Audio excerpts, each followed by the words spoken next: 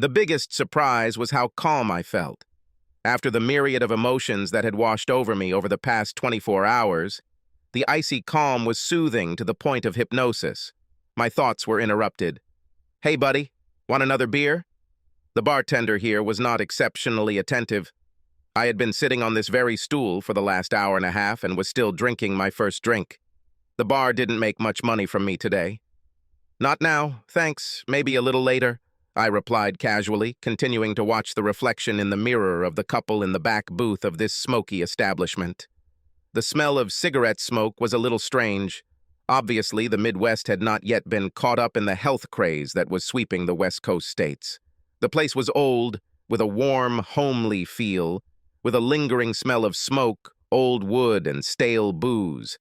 I think the best way to describe it would be as a neighborhood tavern. A long counter with high stools, facing an antique, ornate bar, covered with a mirror along its entire length, and many bottles of booze, at least 8 or 9, different brands for every type of alcohol imaginable. The visual delight of an alcoholic. Along the wall opposite the bar were deep booths, stretching from the front to the very back, where you could sit if you didn't want to, so to speak, put your stomach on the counter. The bartender stopped in front of me for a moment, as if he was about to say something. Taking the hint, I continued our tense conversation.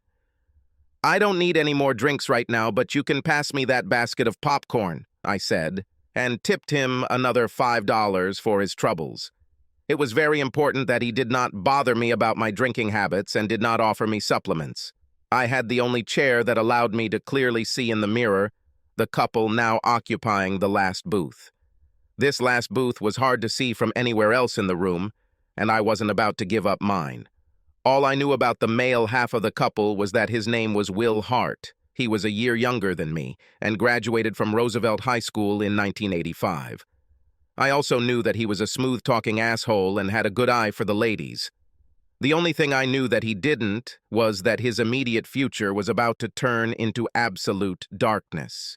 Even though the lady sitting in the booth with him was his age, she was still attractive enough to make passing men between 15 and 65 give her a second and third glance. At 5'5" and weighing 57 kilograms, she had a better-than-average figure, which hinted that at 20 years old she was striking. Her figure now had that slight fullness that gave mature ladies that rounded set of curves that made men want to fall face down between the inviting soft cushions of flesh and kiss their way to a place where they could breathe. She wasn't what you'd call beautiful, but she was damn cute. Dark hair, blue eyes, a small birthmark on the inside of his left thigh. I knew a lot about her. After all, we had been married for 15 years. She was supposed to be with her friends at the 20-year high school reunion. I was supposed to be 1,500 miles away, at home. Looks like we both didn't do what we should have done. When it came to homecoming for the first time, I agreed to go with her, and she just ran around making plans for a triumphant return to the old stomping ground. It's not that we didn't go back there from time to time, but since her father died and her mother moved in with us, closer to family, she hasn't had a chance to come back here. Consequently, she had not seen her old friends for 6 or 7 years. The problem arose when I had to tell her that the company I was working for had merged with our main competitor, and the merger would not be completed by the time the reunion happened. This, in turn, meant that I would not go to the meeting with her. She became furious, and when she finally calmed down, she became, how can I put it better, coolly neutral. Our sex life and everything else of a personal nature definitely took a back seat. Over the next 10 days, she spent most of her time on the phone with her old friends, planning what they would do, what they would wear, who would come and who wouldn't. But what seemed strange was that when the name Will was mentioned, she spoke in a much quieter voice and went into another room to end the conversation. One evening, I answered the phone, and a man asked for Lynn. When I asked who was calling, he said his name was Will, and that he was a former classmate who would be at the high school reunion and that he just wanted to talk to her. When I covered the phone with my hand and said the name Will, she grabbed the phone and ran out of the room. A rather lengthy conversation followed, at the end of which Lynn began to speak very quietly. When I asked who Will was, she became defensive and refused to talk about him at all. We quarreled and remained in this state until she left for this meeting. I am not the gentlest of people by nature, so by the time Lynn left for her homecoming, I was in a very bad mood and began to have all sorts of suspicions. The first evening after she left, I noticed that she had forgotten to take her yearbook, which she had been using for the last month for reference, remembering and trying to remind who was who. I scrolled through until I found old Will. He was a cute boy with dark curly hair. Above and below his photo was the inscription, "Lynn, to the cutest and funniest girl in the senior class. Remember the last FFA hay wagon ride? You still owe me a prize. I wish you good luck at university. Let's see if we can't find another haystack when you come home for Christmas. Always remember that you were delighted with Will." Lord, were we all really so banal at that age? What the hell does this all mean? Should there be a prize? What's the prize? What was Lynn's history with this idiot? As I flipped through the rest of the yearbook, I felt my fears and anger creep up, even though I had no particular reason for it, other than the insinuating note on Will's photo. However, my alpha male continued to grow. Further research revealed that he was a very popular guy, an above-average student, and a linebacker on the university football team. All I could think to myself was, fuck this guy. I was a linebacker in high school and college, and I would fuck his ass if I ever met him. Apparently, continuing to read about Will didn't improve my mood at all. During this time, my mood did not improve, and my work, the merger of two companies into one, was much easier to do on paper than in the real world, here and now. Each had their own way of doing everything, from timekeeping to order processing, and each side was more than reluctant to give up what was familiar and comfortable to it. My job was to make sure that we became one integrated company, doing business as one company while continuing to conduct business as usual at all times. When we began this process, my boss gave me only one cryptic instruction: make this merger seamless and invisible to our customers.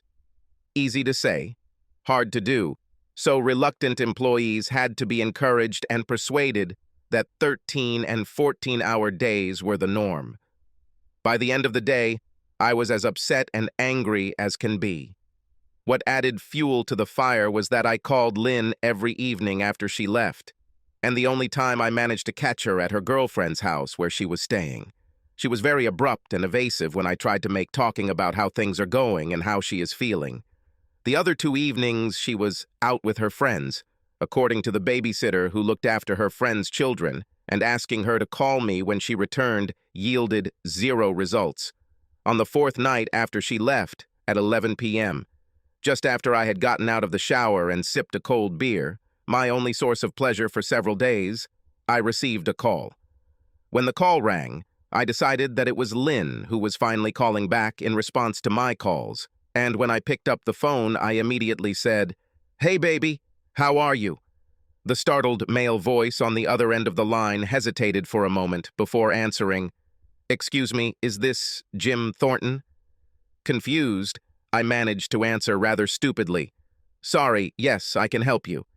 "Jim, this is Bob Sims from Riverdale. I'm Maggie Sims's husband. We met several years ago when you and Lynn were visiting us." "Oh yeah, Bob, sorry I didn't recognize it. How are you? I hope that Lynn staying with you does not cause too much inconvenience to you and your wife." "Something happened?" I added, suddenly realizing that Bob would not just call at this late hour. "Not really. This call is something like a conversation between 2 husbands. I wouldn't want to pry into your Aunt Lynn's personal affairs, but I think you should reconsider and come to Riverdale." Bob's words sent a chill down my spine, and a knot formed in my stomach. "Why? Is something wrong?" "Not so much at the moment, but I think there is potentially a problem. Do you know the guy that Lynn and Maggie went to school with named Will Hart? Our conversation didn't last long, but at the end I thanked Bob for his concern and for calling. Less than 30 minutes later, I ordered a ticket to Riverdale via the computer and packed my suitcase. Unfortunately, I won't be able to get there until 7:30 tomorrow night, but hey, Sometimes the cover of darkness is a big advantage. Having finished all the preparations that could be done in the middle of the night, I went to bed and tried to sleep. My imagination was spinning wildly in my head. Was Lynn really starting the romance that was interrupted 20 years ago? Am I a jealous ass for not trusting her anymore? I was in love with Lynn from the very first time we met, and by the second date, I knew that she was the woman I wanted to spend the rest of my life with. From then on, she became the center of my universe, even if I didn't always show it. She has always been loving and caring, and I was just as crazy about her today as I was at the beginning. I always thought that she felt the same way, and I didn't even think that she could feel something different. Granted, over the past few years, I've gone into career growth mode in our personal relationships, including sex, nights out on the town, and just general time on Saturday afternoons have been pushed to the back burner on autopilot. I accepted this as the norm for our time and place in life. Maybe she decided it wasn't for her and opted for something more exciting than parent-teacher conferences, soccer games, and the occasional movie when I wasn't too tired after work. At first, I felt physically sick at the thought that she might be having an affair. Then I got angry that she didn't appreciate the efforts I made to get everything we wanted and planned. When I thought about the fact that she could be with another man, my anger went through the roof. I always had some kind of possessive streak, but nothing significant ever came of it. Now she has blossomed in full force. Finally, my anger calmed down to a sun-burning flame dancing just below the surface of my consciousness, but it still kept me from sleeping peacefully at night. When I don't sleep well at night, it's bad. I get very grumpy. And when I get grumpy, I'm not very pleasant to deal with. The only good thing was that Lynn's mom came over to watch the kids while she was gone. So early in the morning, I would just leave as if I was going to work. If Lynn calls, she won't know that I went to Riverdale. I'll leave my mother-in-law a note that I have to work a 24-hour shift, and I'll call her later to make sure she and the kids are okay. The next morning, I went to work and told my very unhappy boss that I would be gone for a few days, and that, if necessary, he could fill in for me, and I would come back and do another job. He wasn't happy, but he didn't fire me either, so I guess it was a small victory that I desperately needed as I mentally began to oscillate between heartbreaking depression and absolute murderous rage. Airplane flying is mostly deathly boring, but it has its downside. They provide a strictly measured period of time in relative isolation to think things through without interruption, allowing time and peace to formulate plans and, most importantly, gain control over yourself. By the time I landed in Riverdale, I had already developed a concrete plan of action, which in turn brought a calm that I thought impossible just that morning. After we landed, I rented a car and called Bob.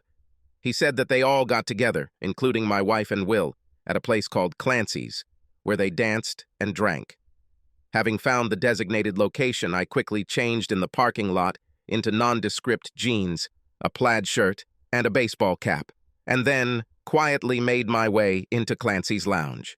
Looking in the mirror as I walked in, I barely recognized myself and felt that Lynn would have to physically bump into me if she got close enough to recognize me.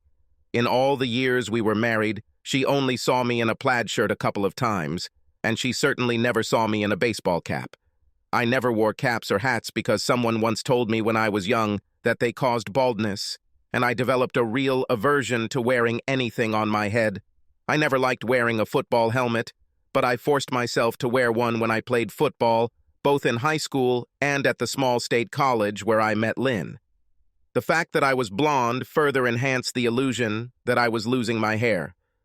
Business was doing fairly well when I first walked in, as apparently Riverdale had been hosting a homecoming party for a few years now, and the place was about 60% filled with a range of people ranging in age from about 25 to a little older. 60.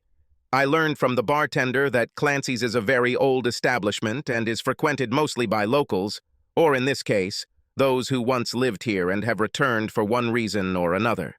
For a few weeks each summer, homecomings were pretty good business, and this summer was no exception. There was an old-fashioned jukebox inside, and at the back of the building there was a small dance floor where different generations differed not only in appearance, but also in the tunes they danced to.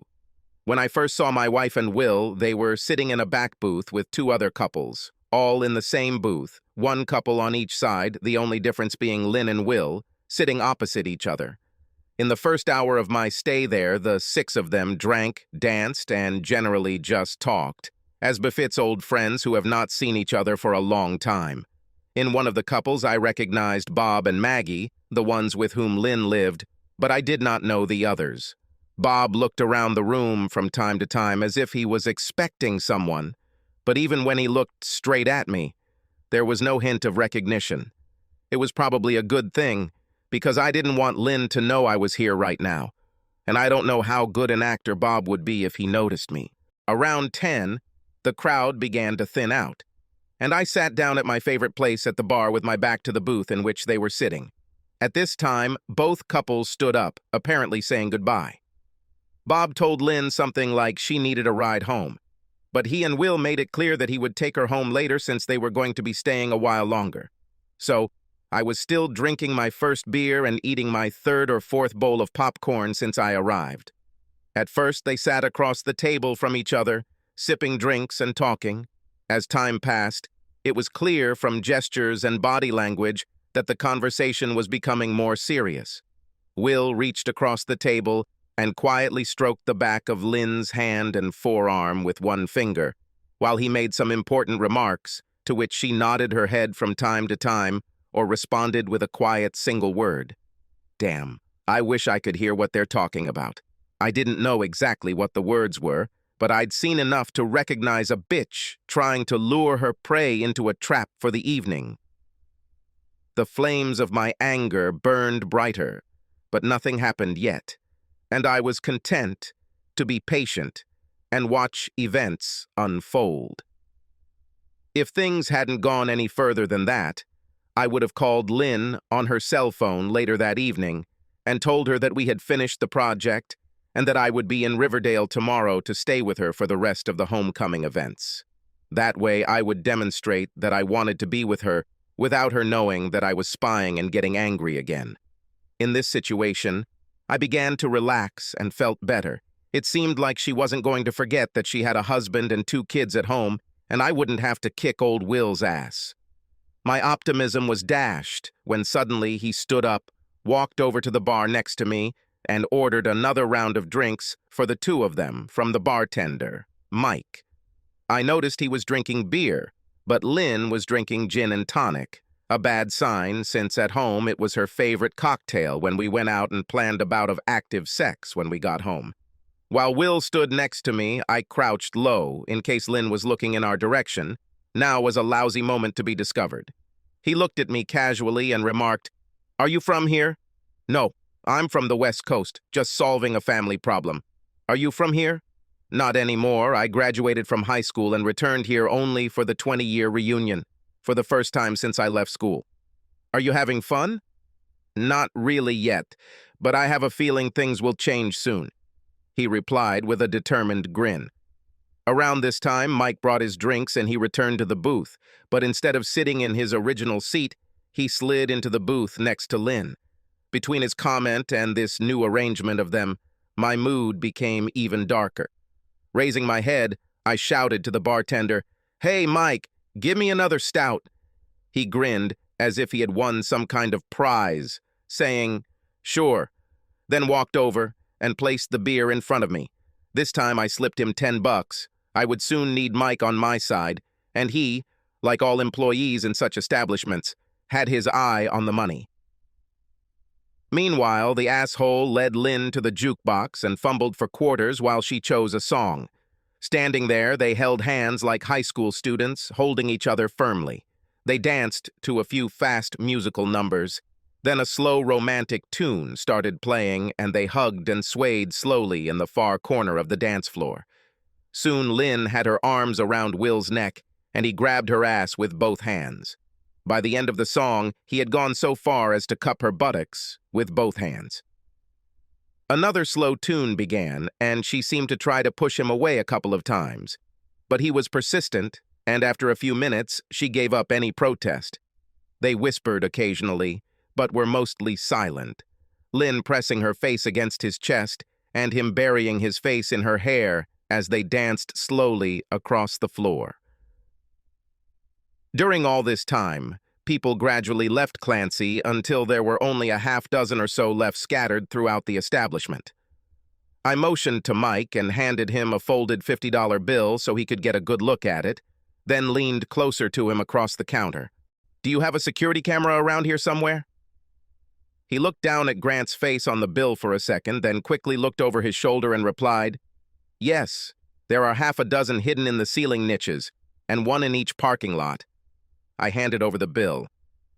"I want camera footage covering this part of the room from 2 hours ago until I left, whenever that may be. Also, I want to get the footage from the camera in the back parking lot, okay?" I stated as coldly as I could, looking straight into Mike's face without batting an eyelid. "I don't know, man. Something like this could get me into some really deep shit," he replied nervously. "Why do you need these notes? What are you gonna do?" Ignoring his question, I continued to look at his face. "If you do this, you'll get 4 more grants." And then he just sat there and waited for the dollar signs to come in. After 30 seconds of feigned disinterest, he replied, "Okay, but if something happens, I'll turn around and cover my ass." "No problem, Mike. Your ass is safe. Just please me a little." I then ended our conversation by standing up and looking around for Lynn and the asshole as I was thinking about Will. I was not prepared for what I saw, and I had to suppress a scream so as not to disrupt everything. There, in a dark corner of the dance floor, they locked in a kiss that was a full-blown exchange of saliva and tongues.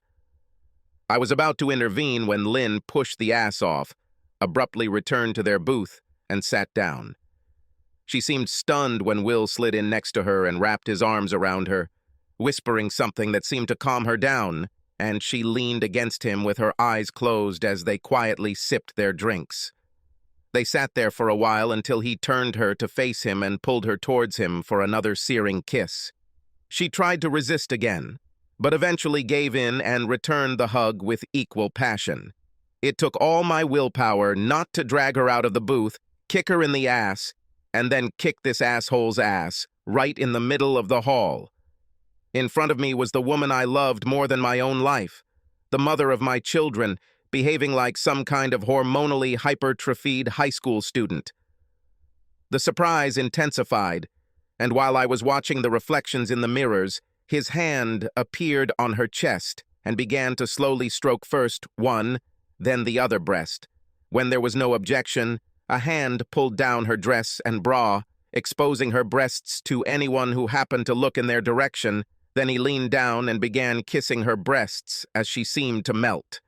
After a few moments, her eyes suddenly shot open. She pushed him away and quickly returned her magnificent breasts back to the confines of her bra and dress.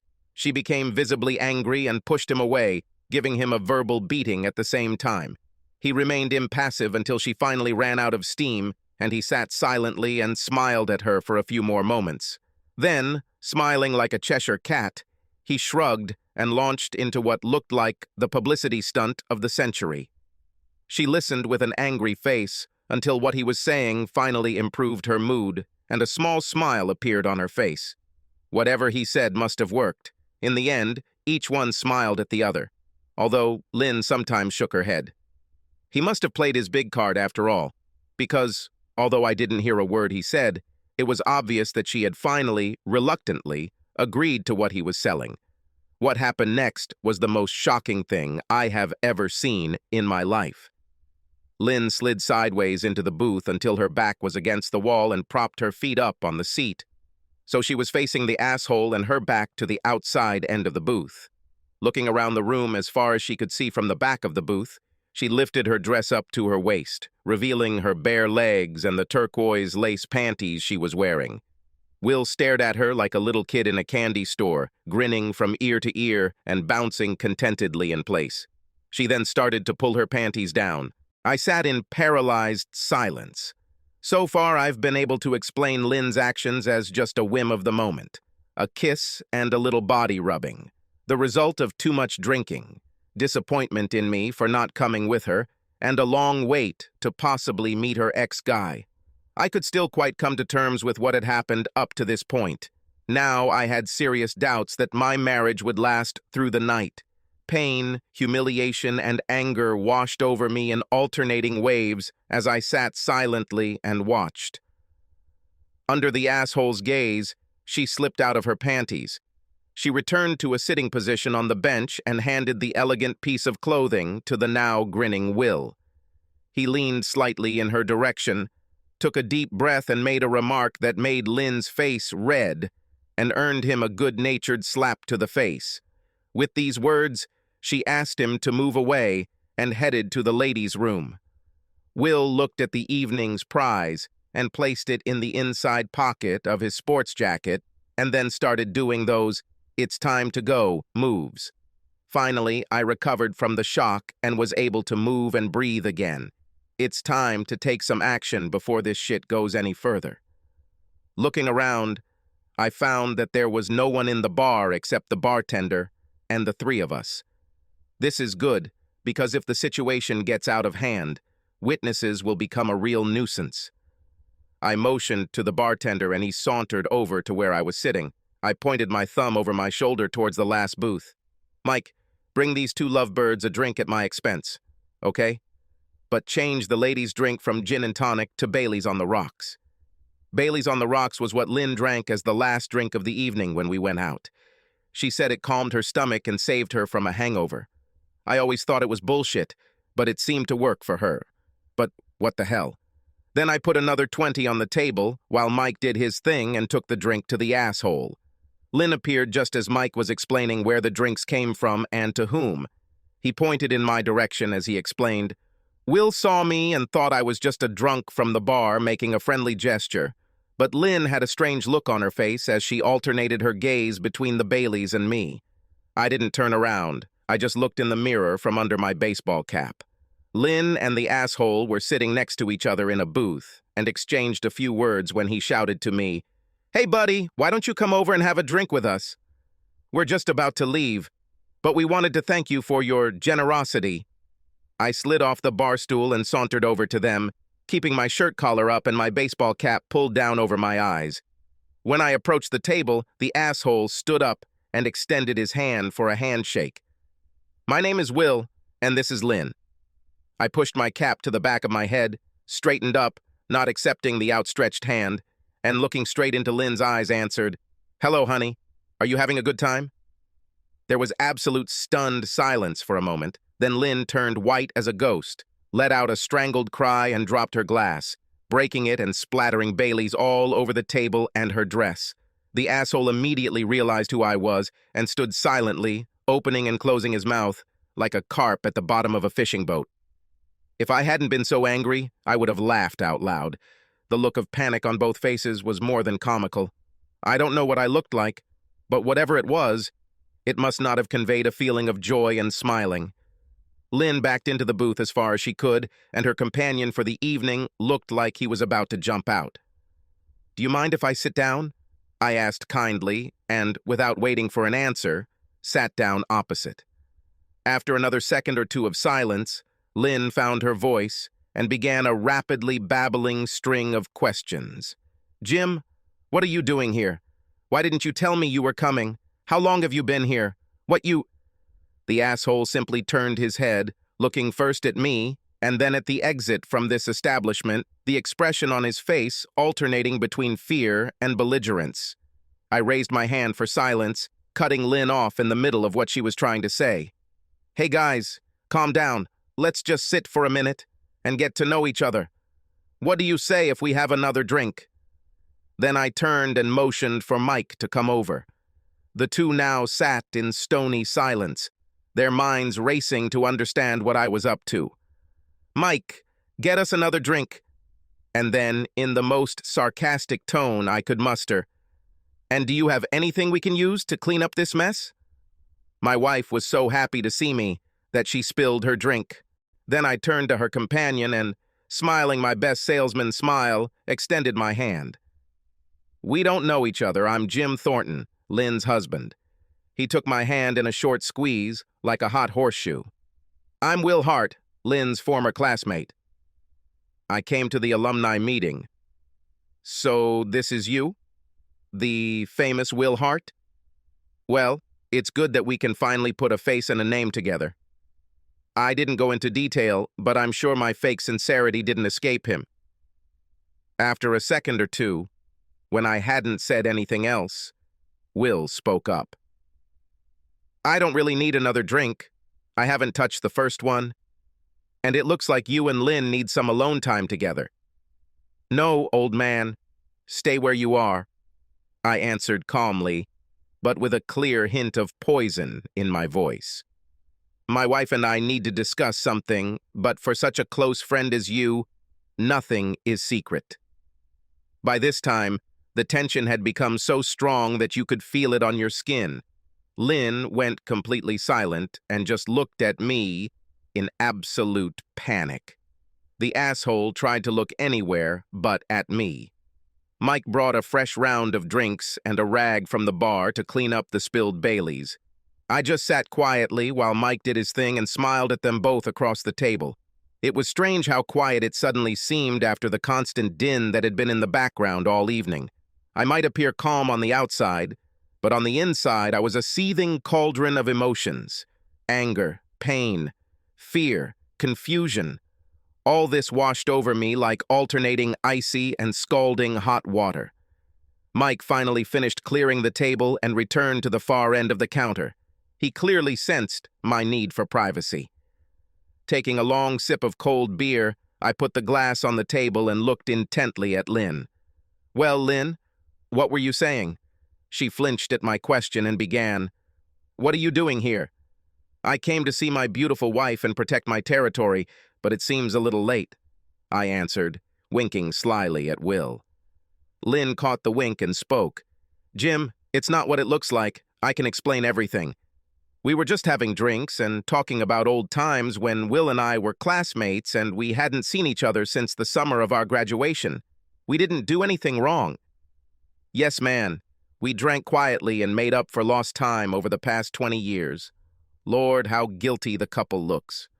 We were just reminiscing about old times, right? The old days must have been pretty exciting. Lynn began to cry and nervously fiddled with her wedding rings. The asshole took a long sip from his glass and stared at the table, trying not to meet my gaze. Jim, I know it looks a little funny, but nothing is happening. We just had a little drink, danced a little, and talked about our school days. Honestly, that's all we did. Looking at Will, I asked, Is it true, Will? You were just having a friendly drink and chatting a little here alone with my wife? I emphasized every word, and this did not escape them, since both immediately nodded their heads affirmatively and, at the same time, assured me that it was so. I watched silently, looking from one to the other without saying a word. Until now, I had not raised my voice, made no accusations, or broken anything, so there was a noticeable shift in their behavior towards relaxation. Not much, but enough to say that each of them interpreted my actions as a sign that I was in the dark about what they were up to. Do they think I'm just a stupid fucking husband being kept in the dark and cuckolded? The thought racing through my head was, how far did Lynn plan to let him go? Was he really going to take her to Bob and Maggie? Or were they going to go somewhere more secluded for unknown reasons? Did Lynn decide to go to bed with this idiot? Has she already slept with him? How long have they been planning this? Does she love him? And is our love and marriage over? And for the asshole, well, I've met enough of them to know that what happened between him and Lynn was much more than memories of old times. He was actively planning and organizing everything to get her into bed, plain and simple. So far, I have successfully held back and remained calm. I could accept that it was just a one-time mistake when there was too much to drink and slow music playing. I could probably also understand him grabbing her ass and grinding against her on the dance floor. But pulling out her breasts and fondling them with an ongoing hug in the booth, and the way she took off her panties and gave them to him, went far beyond anything understandable, acceptable, or forgivable. Internally, my mind was screaming, to hell with calm and understanding. But I needed to determine what was really going on, so I maintained my stupid grin and disdainful appearance. I sat up, very straight, and leaned forward, staring at them both across the table. Then, focusing on his wife, he said, "Well, honey, tell me about the reunion. Are you having a good time? Besides Bob, Maggie, and old Will, did any of your other close friends show up?" Lynn and Will relaxed even more, as my obvious interest turned from their personal relationships and current circumstances to general issues regarding the homecoming. The idea had obviously become firmly established in their minds that I did not suspect anything unusual. They successfully explained the intimacy in which I found them by my sudden appearance, since it seemed that I was in the dark about their earlier intimate relations and the transfer of panties. In an effort to steer me away from anything that might pique my curiosity, Lynn launched into an overly detailed account of the reunion and the events of the day. I just smiled and listened. From time to time, Will would add some detail or talk about some event, but mostly he was silent. To be honest, I got the impression that he would like to become invisible and disappear. In the end, she had nothing more to say to me, and the strangeness of my sudden appearance returned to her again. She ended with, "That's all for now. The actual functions of the meeting will be completed over the next few days, and that's when most of the class is expected to show up. Now tell me, what are you doing here? Is there some reason why I shouldn't be here?" "Well, no, but you refused to come with me because your company had this problem with the end of the world that was more important than anyone or anyone else in your life, so your appearance is a bit of a shock," she replied. She has a slight hint of aggression.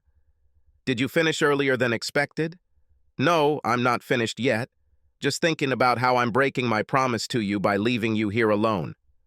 When I really thought about it, I suddenly had a very dark feeling about not being there for you. So I told my boss that he could either let me go or I would quit. It didn't matter to me what he did, but I was going to leave, and here I am."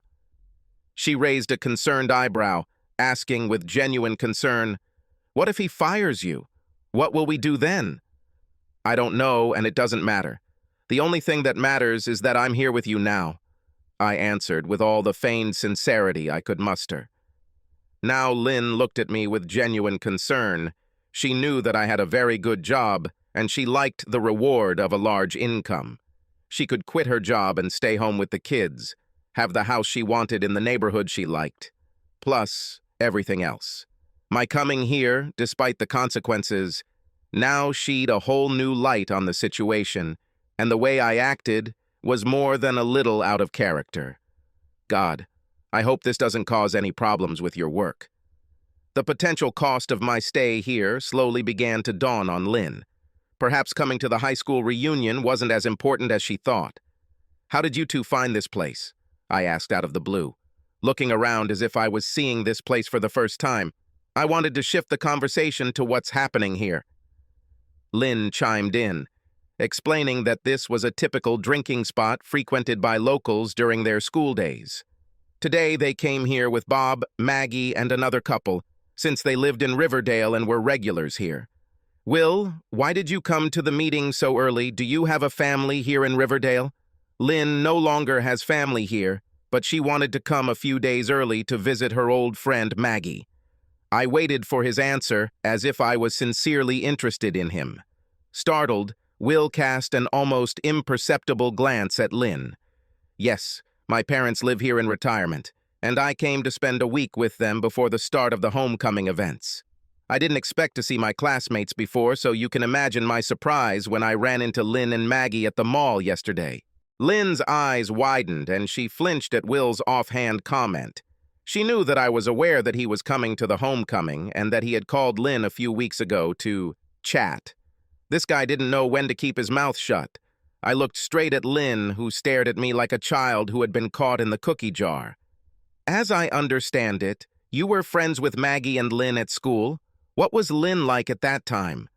I talked to Will like a conspirator trying to find out secrets. "Didn't she have a mouth full of braces? Did she have a lot of freckles and braids?" I grinned. With every moment of my conversation with Will, Lynn became noticeably more and more tense. He had already lied once, and the longer he spoke, the greater the risk that he would be caught again. For my part, I continued to play the dumb husband. "Come on, Jim. Stop asking Will about his personal life. and especially about him trying to remember me when we were in high school. It was a long time ago. So you still had braces, freckles, and pigtails? You know, Will, before we met, she didn't tell me about herself at all. I mean, her mom told me about stuff when she was little and family events, but not things that only friends would know, like old boyfriends and stuff like that. She always claimed that she was too shy to talk about herself. The more Will talked, the more he relaxed. And the more he relaxed, the more Lynn tightened. His general description of Lynn in middle school was that she was cute and sweet, but self-conscious about her braces, freckles, etc., and that she was into horses. She was even a member of the school's FFA chapter. She didn't date for the most part until the end of her senior year because she was a late bloomer, both physically and socially.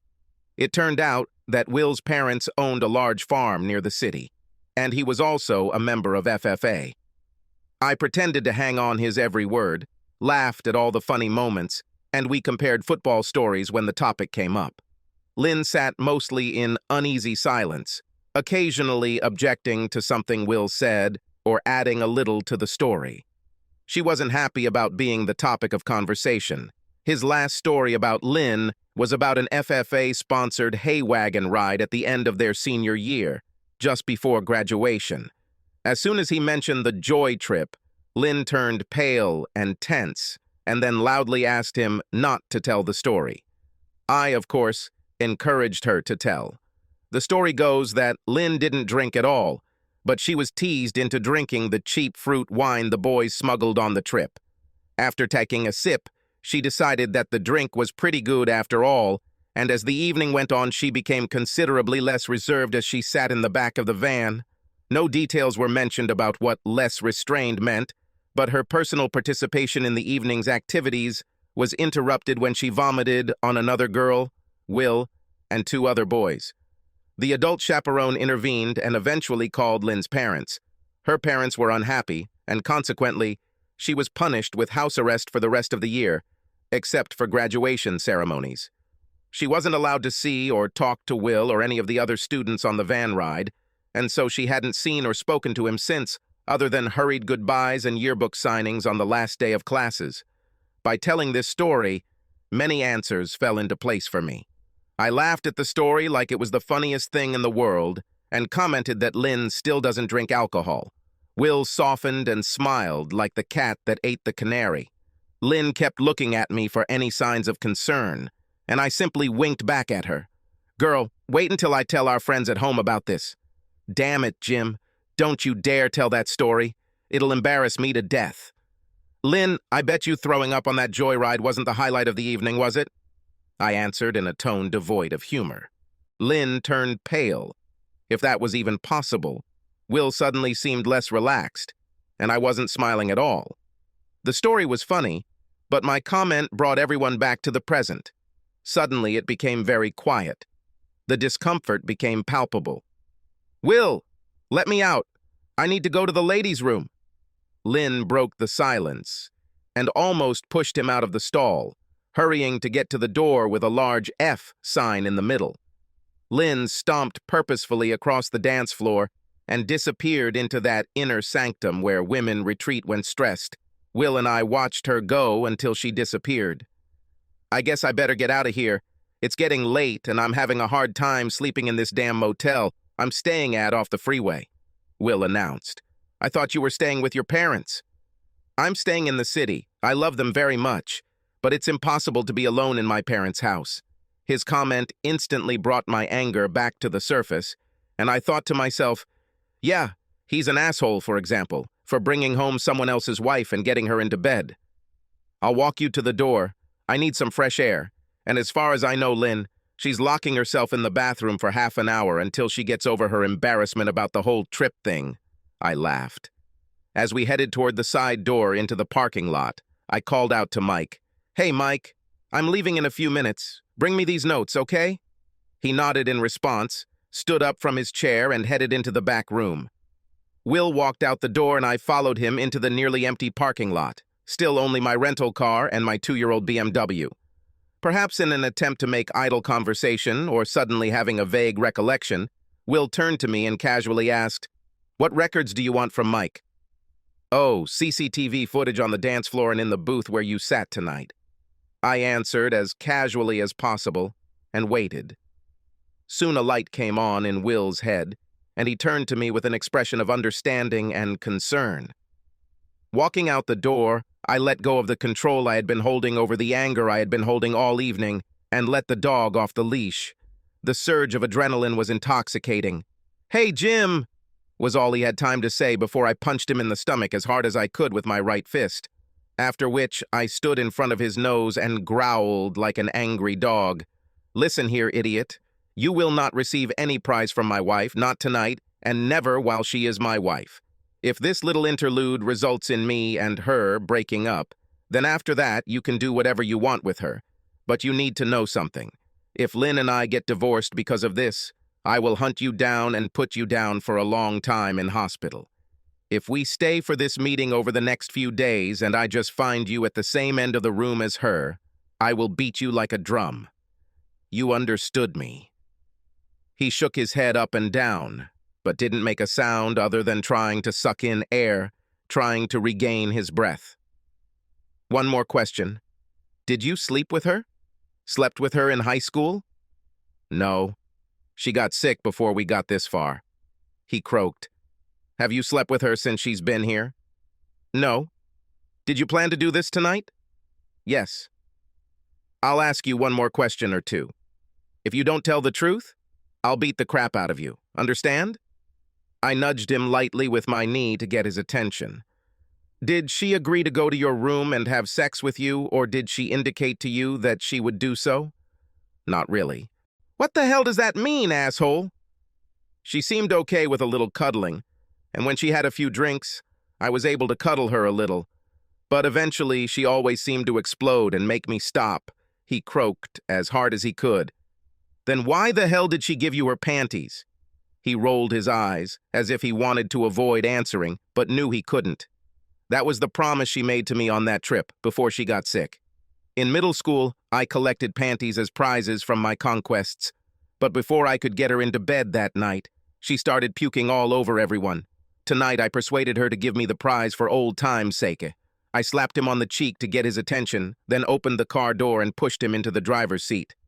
Get your ass back to the motel and put some ice on your nose and eyes. You're not really that hurt. But remember what I said. If you start hitting wedges again, you will be seriously injured. Think twice before approaching a married woman in the future.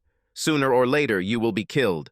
With that, I slammed the door and stepped back, watching as he started the car and drove away. I had cooled down to an acceptable level, but my heart was breaking. Even though Will said that Lynn ultimately rejected his attempts to seduce her, she nevertheless crossed boundaries that a married woman should not cross. I had already decided what I was going to do.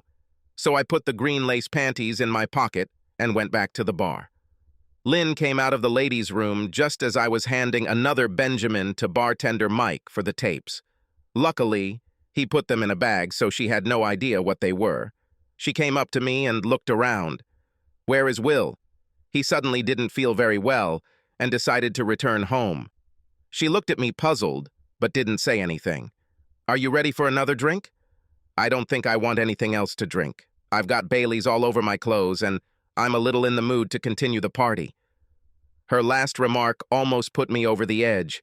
She was in a good mood to continue the party until her boyfriend disappeared, and then she doesn't feel like celebrating with her husband. The only thing I could do was not grab her and shake her until her teeth chattered. "Well, I want another drink, even though it has nothing to do with the party. So just sit on your cute little ass," I hissed. Shocked by my sudden change, she sat up abruptly and looked at me warily. "There's no point in behaving so disgustingly." "Hey, Mike, bring me another beer," I shouted to the bartender. The bar was empty, and my voice echoed throughout the hall, where it was so quiet. Mike looked like he really wanted us to go home so he could have some closure. During the evening, I gave him so many tips that he could easily remain open until I got ready to go home. He must have felt the same way because he brought another beer and placed it in front of me. "On the house," he muttered, and returned to his perch at the opposite end of the bar. Of course, it was an old neighborhood place, and I hadn't gotten a beer on the house since I was in high school. I took a sip and sat down, looking at Lynn expectantly. When there was silence, she fidgeted nervously in her chair. "Jim, why are you acting so strange? You show up unannounced, make everyone feel awkward, and then just stare at me like I'm a bug under a microscope. What the hell is going on, I want to know, damn it?" She was losing the battle with composure. I realized that the important moment had arrived, and I took another long, slow sip of my beer, looking my wife straight in the eyes. "Okay." I put my hand in my pocket as casually as possible and threw the panties I had taken from Will into the middle of the table. "I found them in your former classmate, Will's jacket pocket. They are yours, aren't they? These are the same ones you were wearing when you arrived here tonight, right?" Then I sat down and waited. She turned pale and stared at the lace rag lying in the middle of the table as if at a rattlesnake. She alternated between looking at the panties and then at me, and back again until she began to stutter. "Jim, don't know what?" That was all she had time to say before I reached across the table and pulled down the top of her dress, enough to expose the bra that matched the panties in front of us. "These are your panties, aren't they, Lynn?" She turned away and covered her mouth with her hands, as if she was going to be sick, but did not answer. "Damn it, Lynn, are these your panties or not?" I almost shouted in her face, holding them right in front of her eyes so that she couldn't help but notice them. She turned away from me and squeezed out with anguish, "Don't know." After which, the tears began to flow in large quantities. At this point, I lost my patience. "I don't need to talk nonsense anymore, Lynn. They are part of the set, matching the bra you are wearing. I know because this is the gift I gave you for your last birthday." Now I was in full attack mode. I sat and saw how you, dancing, rubbed against this asshole. I saw how you wet your tonsils and exchanged saliva with him on the dance floor and in this fucking booth. I saw him pull out your breasts and fondle them, and last but not least, I saw you take off those panties and hand them over to him. I abandoned all semblance of restraint or control, and as my voice and tempo of speech increased, she flinched at every word, as if she was being whipped. I took the cassette out of my bag and threw it right in front of her. "If your memory has become bad, maybe this will help refresh it. Here's the security camera footage that recorded everything that happened at this end of Clancy over the last 6 hours." At this point, she burst into violent sobs, as it was obvious that she had been caught big time. There was nowhere to run, nowhere to hide. The naked truth came to light. I paused for a second to catch my breath, and she weakly tried to formulate a response to my tirade. I cut her off, and then continued in a calmer but no less vindictive tone. "I understand you've been planning for weeks to meet the asshole, pick up where you left off in high school, and sleep with him. The only reason you didn't go to his motel room right now to have sex with him is because I showed up and ruined the party. Instead of being happy about me, you acted as if I was trespassing where I was not supposed to. Well, Lynn, if I catch my flight home tomorrow, I'll head straight to the law office and divorce your cheating ass. You don't have to worry about going home. You can pick up right where you left off 20 years ago here in Riverdale with dear old classmate Will. I will explain to the children that you decided that our family is not worth the old love that you did not finish while you were in high school." With that last flash, all my energy left me, all emotions washed away except for a vague feeling of sadness. I leaned back in my chair and stared blankly across the table at the man who was my partner and the love of my life. She let out an almost primal scream, and the tears flowed nonstop. "No, Jim, no! You can't think like that. I love you. Why would you do such a thing? It's not what you think." The floodgates were open, and she sobbed, covering her face with her hands. "Sorry, please let me explain." I sat in silence, watching her scream as if the life had been ripped out of her body. Seeing her in such pain tore me up inside. I've loved her since our first date. Every day, every special event, I loved her more and more. With the birth of our children, with our first new home, she was my friend, lover, confidant, and guardian, all wrapped up in this amazing package. I always thought she felt the same way about me, Sitting here, wallowing in self-pity, it seemed like I was so obviously wrong. I sat silently and watched her emotions run their course. I offered no consolation, no sympathy, no assistance. There were no more shouts, screams, or accusations, no violence or threats. I just sat in silence. She was in pain for which she was responsible, and she would have to deal with it. Eventually, she ran out of tears and sat quietly with her head in her hands, not looking at me. Her silence brought me out of my stupor, my growing consciousness strangely filled with guilt and remorse. Looking at her melancholy and hopelessness, I stupidly thought, did I do the right thing? Wasn't I too harsh? The fog cleared to the point where I could think again. So I walked up to the bar and said quietly to Mike, "Hey Mike, can I get a clean, damp cloth and a big glass of water?" As he retrieved what he needed, I was struck by the stunning silence of the place and the strange shadows cast by the neon beer signs, now that most of the lights were off. The numbness and lack of noise reminded me of the feeling you get at the end of a long drive when everything is quiet, except for the ringing in your ears. I returned to the booth, sat down next to Lynn and, tilting her head back, carefully washed her face with a cold, damp cloth, wiping away the mascara and the streaks of tears. Then I handed her a glass of water. She looked completely devoid of any spark of life or energy. After she had drunk, I sat back on my side of the booth and silently watched her motionless figure. We sat like that for a very long time. The silence was broken by Mike, who approached with an apologetic look. "Sorry to interfere, but it's time for me to close." I fished out my shrinking money clip and handed him another 100.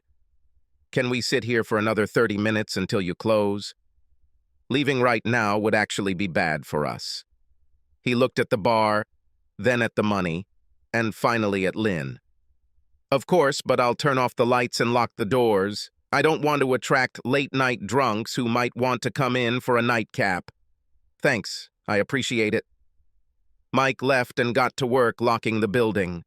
Lynn stood up, clasping her head in her hands, and, looking searchingly into my face, said in a thin voice, "I didn't mean to hurt you. I know this evening looks bad, but it's not what you think. I didn't come to Riverdale to have sex with Will, and I would never have sex with him, no matter what." I thought about what she was saying and what she said earlier in the evening. "Okay, Lynn, you keep saying that this is not what I think, that this is not what it looks like, so explain to me." She took a deep breath and let out a long, shaky exhale, then sat up straighter in her chair. "Please don't be angry and let me finish before you say anything. I'll be completely honest. If you have any questions when I'm done, I'll answer them without trying to wriggle out or obfuscate in any way. Please do it." "Okay, I'll do my best. Jim, the most important thing is that you know that I love you, and only you. I have always loved and will always love. Now, I know it's hard to believe from your perspective, but it's true. What you saw here tonight between Will and me was just a spontaneous moment, something that grew out of a bunch of little circumstances that came together at the same time." She stopped to take a long sip of water, watching me carefully the whole time, perhaps waiting for a reaction. I sat impassively, not wanting to miss anything and not wanting to influence what she had to say. I've been looking forward to this reunion for a long time, and to be honest, mostly for very selfish reasons. When I first received my homecoming notice 9 months ago, it dawned on me that I graduated from high school 20 years ago. More than half of my life has passed since then, and I suddenly felt very old and leaving the stage. I looked at myself in the mirror and saw extra bulges, wrinkles, bags under my eyes, and it hit my self-esteem hard. You weren't the most attentive lover in the world for a while, and I thought to myself, no wonder. Look how you've done. Who can be delighted by an old-fashioned middle-aged housewife wife? I was depressed as shit, but the upcoming reunion and the promise of seeing my friends again gave me the kick in the ass to do something about it. I started watching what I ate and going to women's Pilates classes until I was down 4.5 kilograms to what I was when we got married. I thought I was making real progress and looking pretty good. But you didn't say anything, didn't change your attitude towards me, and all you cared about was your job and company.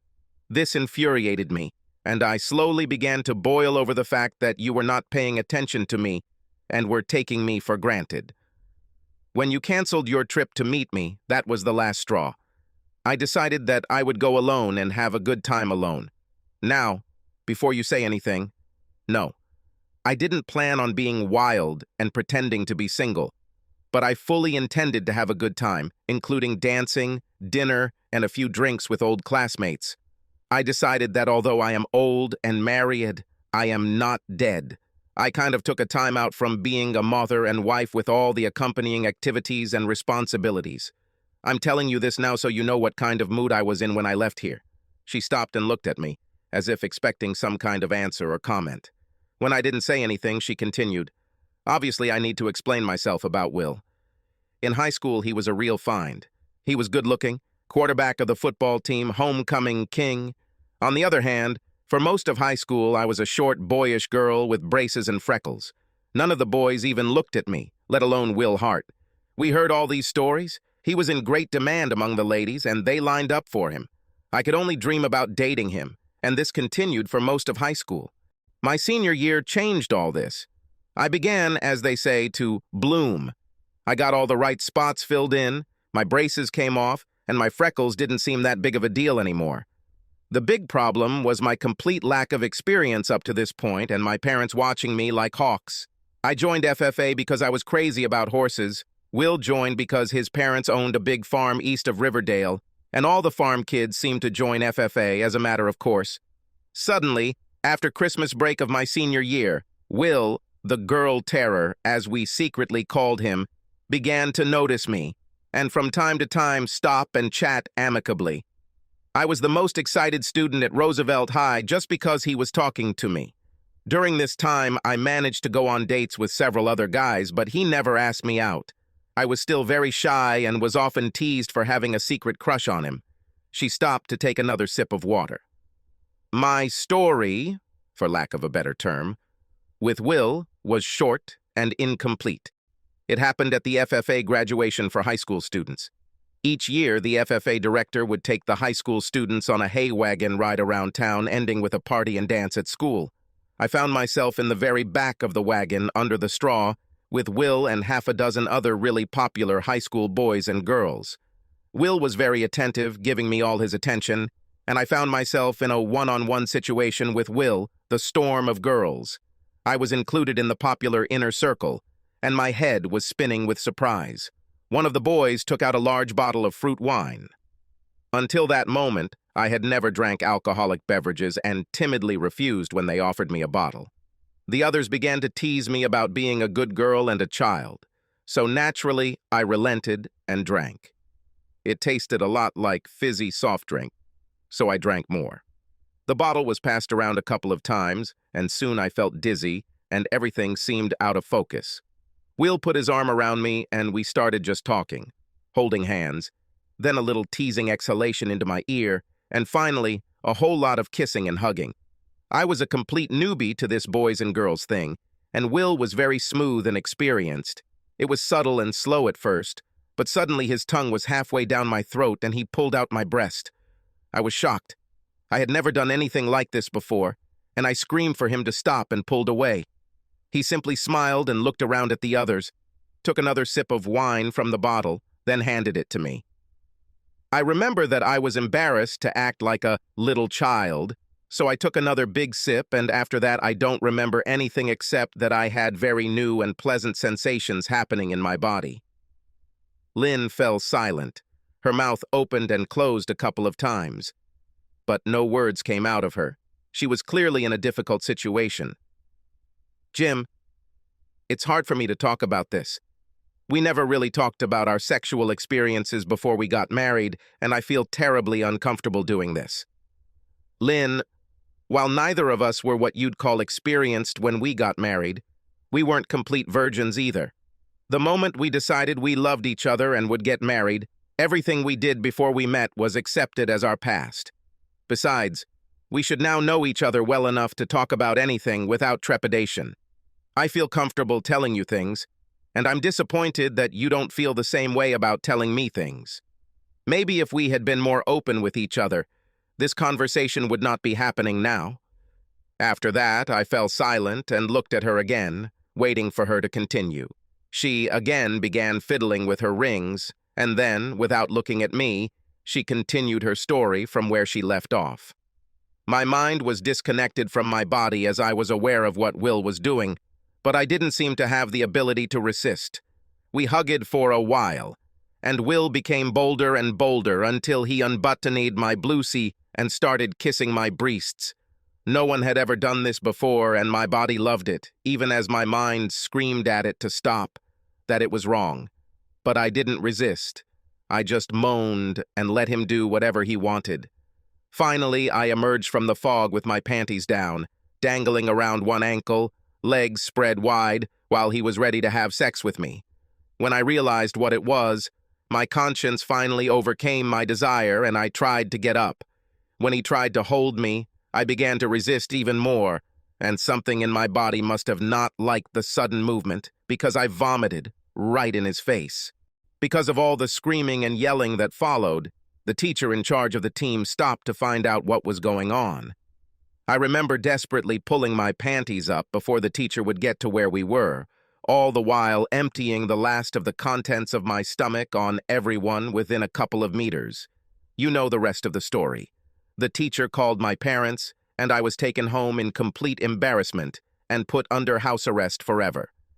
I only saw Will once after that, during our graduation ceremony and for a few minutes after. He joked a little about how I felt bad and that I missed the thrill of getting my first sex from him.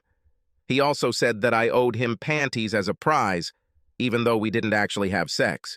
He even wrote about it in my yearbook, but if you don't know the history, you won't find out the details. And this is the whole story about me and Will, she said, concluding her story. That's all that can be said. Then she looked expectantly into my eyes and began to wait. I returned her gaze for a moment before saying, "This is some kind of fiction, Lynn. This is not fiction, Jim. This is the truth. This is how it all happened. I'm not making this up. Believe me, I didn't have sex with Will, and I actually threw up on him," she said pleadingly. "Oh, I believe you. I'm sure that everything happened exactly like that." "Then why do you look like you think I'm lying?" "Because I don't care what you may or may not have done with your old boyfriend at school." This was long before we got married, and strictly speaking, it is none of my business. I'm worried about what you've done to that asshole these past few days. I'm especially worried about what happened here tonight. First of all, tonight is the first night since I arrived in Riverdale that Will and I have been alone together. We went out as a group, were all together, and I returned home with Bob and Maggie. You can ask them if you want to check. Yes, so what? What I saw here tonight is reason enough to pack up and head home alone. Whether you dated that asshole last night, tonight, or later this week doesn't matter. For weeks you had been planning to meet him, and it wasn't just to reminisce about old times. Do you really think I'm that stupid? Jim, I admit that I had planned to see Will while I was here and was looking forward to it. But the thought of sex with him never ever crossed my mind. Tonight, everything happened as if by chance. We all relaxed and talked about what happened while we were in school and having a good time. I'd had a little too much to drink, and by the time the others had decided to go home, I was in the mood for some fun. Will said he would stay with me and then take me to Bob and Maggie. As we talked and danced, I seemed to be transported back 20 years, and I guess for a while I was 18 again and in high school again. That's all it was. I regret what happened and admit that I made a mistake, but there was no sex or promise. I swear nothing should have happened. She looked at me with pain and tears. I don't blame you for being angry, but I love you, and only you. Please don't talk about breaking up our marriage because of this. It's not that serious. We sat for a while and looked at each other in silence, Lynn trying to read some sign on my face that her request had been successful, and I, in turn, trying to understand what was going on in her head. Is she telling the truth? What actually happened in the last month leading up to this moment? While my mind went over what Lynn had told me and what I had seen this evening, I idly listened as Mike locked the doors and stocked up on beer for tomorrow's customers. Strange things that distract attention.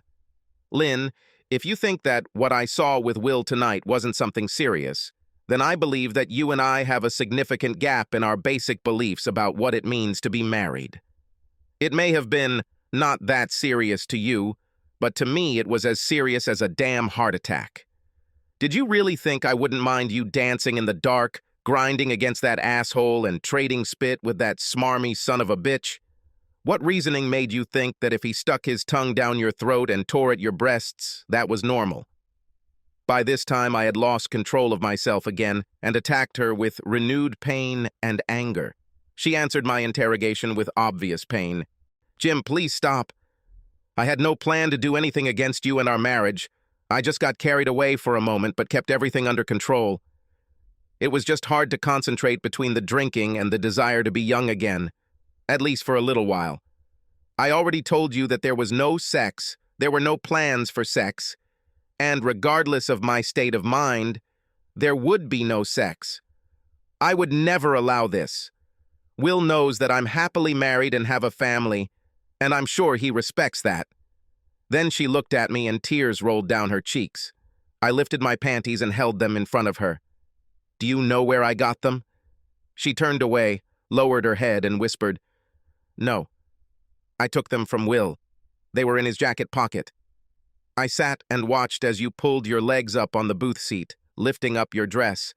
She pulled them down to her feet and handed them to him. I responded with the pace and determination of a teacher instructing a small child. I really mean what we've talked about up to this point, but it all pales in comparison to you taking off your panties and giving them to another man." Strangely enough, I found myself in a zone where my mind was telling me I had all the time, space, and power I needed in the world. I had patience, I was calm, I controlled myself, and whatever happened, it would happen according to my will. "So, Lynn, do you want to explain why you gave the panties to your old classmate Will, who you were not planning to sleep with?" I fell silent. Finally, she answered in a voice barely above a whisper. "Because I promised." "What do you mean, promised?" I asked, incredulously. Again, nervously fiddling with her rings and a quick glance at me. "I know you're aware that he's called me at home a couple of times in the last 6 weeks. One day you even answered the phone. Each time we talked for quite a long time, and frankly, I was immensely flattered that he even remembered who I was, much less took the time to call and ask if I would come to the alumni meeting. Anyway, our conversation eventually got to the trip incident, and he reminded me that I still owed him a prize. I said that it was all a long time ago, that I was married now, and that I didn't think it would be that appropriate.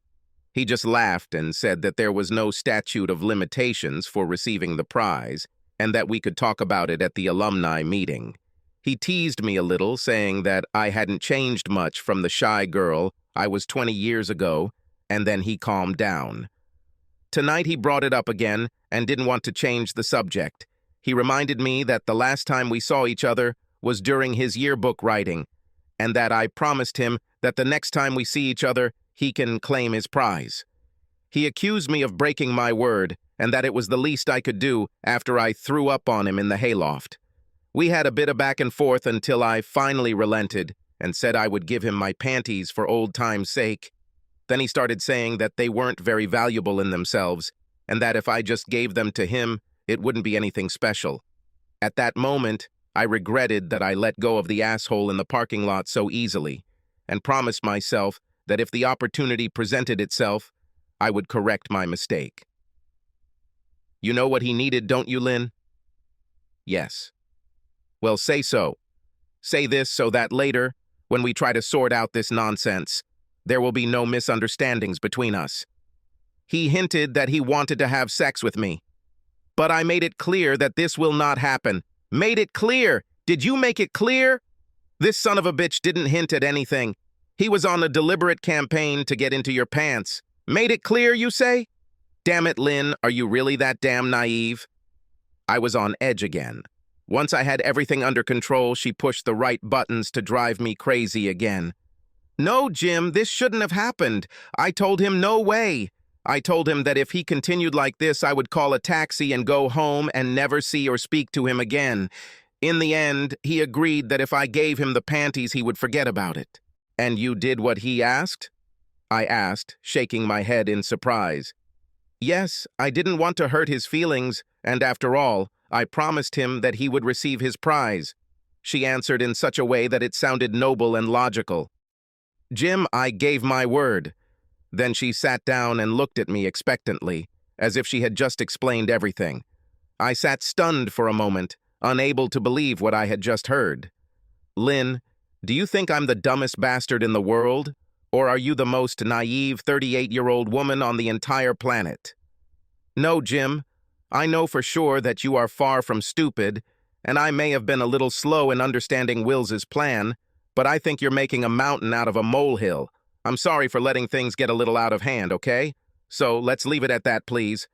Eventually, my anger subsided a little, and I listened to all this crap. I leaned forward over the table so that we were looking into each other's eyes. Okay, Lynn, there seems to be something here that's eluding you, so I'll get it straight.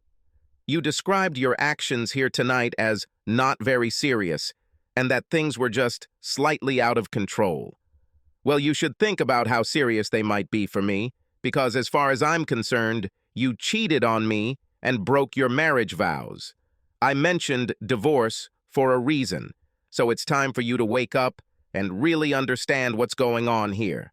I continued, I will not share any part of you with another man, not mind, body, or soul. What you did here tonight with your old boyfriend is absolutely, without exception, unacceptable and intolerable to me as your husband. And this nonsense about you giving him a word that you should have kept. To hell with it. You didn't mean to offend him? Damn his feelings. I don't care about the promises you made to him. Our marriage vows nullify every promise you ever made to that asshole son of a bitch. Now I was on a roll and there was no holding back or compromising. I thought she was all done crying, but tears appeared in her eyes again when I continued the attack. Jim, please, no more. No, you wait to hear everything. Are you saying that part of this was because I was too busy with my work to pay any attention to you? You damn sure didn't mind the luxury house, new cars, and prestigious area that you simply needed. Where do you think the fucking money comes from to pay for all this crap, Lynn? This is due to the high stress of a full-time job that I deal with every minute of my life. And what did you do to make me interested in you? What steps have you ever taken to make me pay attention to you, to feel more attracted to you? Damn it, you acted like you didn't care if I liked you or not.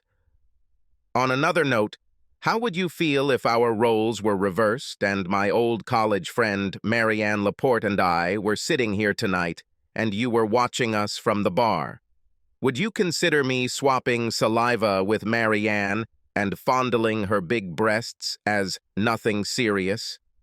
What would you think if you saw her take off her panties and give them to me as a prize? I've often wondered if she was blonde all over. Would you enjoy watching me check it out for myself, for my own sake?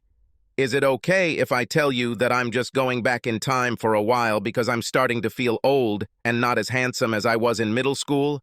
That I need a little break from my marriage to boost my self-esteem a little and feel better? With these words, I stopped to give her the opportunity to say something, but she was completely unable to answer. Well, Lynn, say something. After long, painful minutes, she found her voice. What can I say? You are absolutely right. I didn't think about it in any context related to you or our marriage. In my head, it was just innocent fun.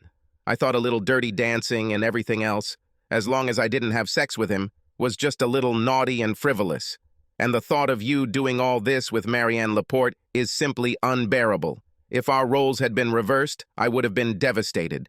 And with this confession, she fell silent with a painful look that spoke eloquently of the confusion she was experiencing. I gave her a moment to let everything settle before speaking again. The anger was gone, the fire in my belly was gone, and all I felt was loss and regret. What are you going to do now, Lynn? Where do we go from here? What do you mean, Where do we go from here? I'll do whatever you want. Just say it. As far as I understand, we have two options, and which path we take depends on you. First of all, if you think that what you did to Will is within the bounds of acceptable behavior in a marriage, and I'm being unreasonable, then you can continue to attend your homecoming here in Riverdale as planned. In the morning, I will catch my flight back home and begin the divorce process as quickly as I can. I told you that I don't want to share you with anyone else, and if this is too hard, then no matter how much I love you, we should break free from each other and go our separate ways. I can't live with the idea of my wife needing a break from our marriage and being mildly wicked, as you described it. To be honest, I wouldn't expect to get much comfort from Will because I told him that as long as we were married, I would beat him to a pulp if I caught him in the same room with you. After we get divorced, maybe you two can move in together and figure out what you've been missing. Jim, don't say that. I love you and want to be your wife forever. I feel nothing for Will other than the high school girl memories of having a high school crush. I just wasn't thinking and made a mistake. Please don't end our marriage because I made a stupid error in judgment. Please don't do this. Okay, the second option is that we come to an understanding of what our problems and expectations are. If necessary, when we return home, we can go to a psychologist. Looking back, I see that this episode was partly my fault. I should have been more in tune with your needs, but you also need to understand that you really hurt me. And frankly, I don't trust you as much as I did 2 days ago. It will take some time to rebuild this trust, and it may never return to the level it was. I vote for the second option, she said gloomily, if my vote is counted. This is not a voting issue. It's entirely your decision. And what I want doesn't really matter. What matters is what you want. My only position on this issue is that you cannot have both at the same time. I will not allow that. One more thing I should say before you decide what to do. If you decide that you want to stay in the marriage, you must understand that in the future, if something like this ever happens again, there will be no discussions, no second chances, no reconciliations. We will be done. Is this completely clear? Yes, absolutely. Outwardly I was calm, like the eye of a storm, but inside I was seething, as if the storm was here and roaring with all its might. She had already indicated her choice, but I gave my wife an ultimatum, and she has responded poorly to ultimatums in the past. Honestly, I would have been destroyed if she decided she wanted to go her own way after all, but I left no room for negotiation. Well, Lynn, so what will happen? Lord Jim, is it really necessary to ask? Of course I want to stay married. I love and always have loved you. Like I said, I let a bunch of little crap get to me, and I had an error in judgment and made a mistake. Mistakes come at a price, and I accept that I will have to pay the price. So be it. After which she reached across the table and squeezed my hand, giving me a reassuring smile. Her smile ended the storm that had been raging inside me for the past few days, and the sun illuminated my soul. I still wasn't happy with what happened, and even worse, I felt what could have happened if I wasn't here to stop everything, but I could deal with it. Besides, logically, I either accepted what she was saying or I didn't. I could keep trying to make her feel bad, mentally beating her up and in turn being miserable myself, or I could accept what she told me and what the asshole told me in the parking lot. What did I have to lose? God, I was exhausted both mentally and physically, and what I really wanted to do was snuggle up with my lover and best friend away from work, home, kids, and freeways for a while, and heal. To tell the truth, I almost understood her point of view. I felt someone tap me on the shoulder. It was Mike. It's really time for me to close up, and it's time for you guys to go home. I looked at Lynn, and a mysterious smile appeared on her face, and she, blushing slightly, said to me, I feel a bit of a draft here, if you know what I mean. I think we should find some place to warm up and see if I can't attract you to me yet. Needing no further invitation, I stood up and smiled at Mike, then took my wife's hand and helped her out of the booth. I have one more request for you, Mike, and I think you should do it for free, I said jokingly. He frowned as if his stomach was bloated with gas. Okay, one more if it doesn't take extra time. Do you have a bottle of champagne? And tell me where the nearest motel with big beds and a jacuzzi is? I guess I'll go hunt for the prize. Subscribe to our channel so that your second chaff doesn't cheat on you, and go ahead and listen to the next story, because this story is nothing compared to the next one. If you're under 18, don't even think about listening to the next one.